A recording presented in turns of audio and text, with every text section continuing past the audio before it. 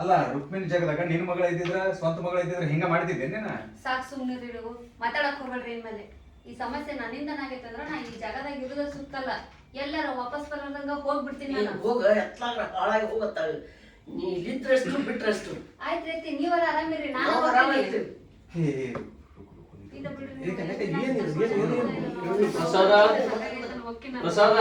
ಬಾಗ ನಾಯಕ ಒಳ್ಳೆ ಟೈಮಿಗೆ ಬಂದಿ ನೋಡು ಬಾಬಾ. ಏನು ಪ್ರಸಾದ ಇದಾವಂತರ ಅಲ್ಲೋ ಮನಿ ಅಂದ್ಮೇಲೆ ಸಮಸ್ಯೆ ಇದ್ದೇ ಇರ್ತಾವ.